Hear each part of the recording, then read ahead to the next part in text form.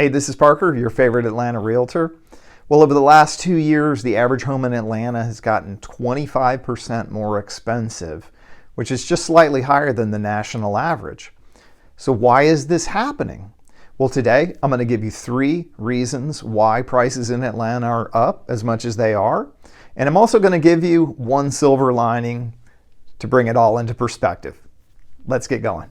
The first reason is the COVID pandemic. This is probably the single biggest reason for the increase in home prices all across the United States, but especially here in Atlanta. People are migrating from large, ultra-dense urban environments like New York City and LA, and they're moving to Atlanta in droves. Now, that tiny apartment in Manhattan might seem really cool and hip when you can go out to see live music, you can go visit all these museums, go to all these great restaurants, Central Park. It's all a gas until suddenly it's all shut down, as it has been for the last 2 years. Suddenly you have a real shift in priorities about what you need in your life to be happy. Same thing goes for LA. You have huge homeless encampments. The city has basically refused to enforce public order, and the cost of living is sky high. People are moving out in droves. To prove my point, almost everyone I work with moving to Atlanta from out of state is from New York or Los Angeles.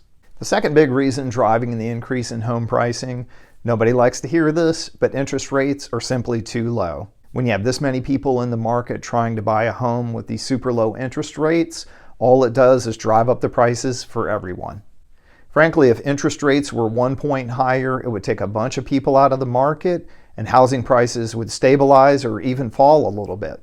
It's kind of counterintuitive to think this way, but if the cost of borrowing went up, it would take buyers out of the market and home prices would fall.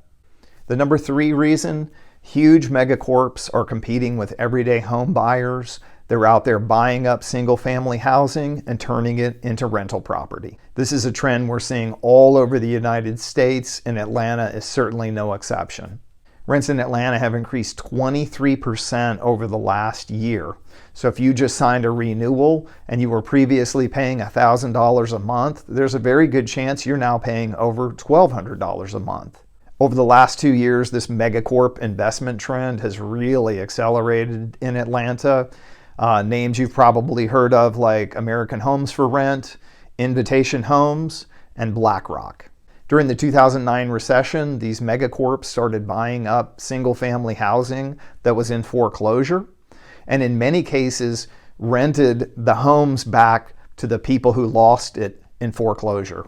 This is a trend that bodes very ill, not just for Atlanta, but for America in general. And I'll have a lot more to say about this in an upcoming video. So what's the silver lining to all this doom and gloom I've just presented you with? Well, I think it's that Atlanta has historically been undervalued relative to so many large cities around the United States. When you factor in the low cost of living here, the great climate, the quality of life amenities, and the great job market, I promise you Atlanta has been undervalued for years. And even with the increase in prices over the last couple of years, I think Atlanta is still a terrific value. The median home price here is $380,000, which means that half of the homes sold in Atlanta sell for under $380,000. And I promise you, I see great houses selling all the time around $300,000. So if you think you've missed the boat in moving to Atlanta, you haven't. So as always, my contact information is in the box below. Feel free to reach out anytime, send me an email, give me a call on the phone. Love to start helping you plan your move to Atlanta. Thanks.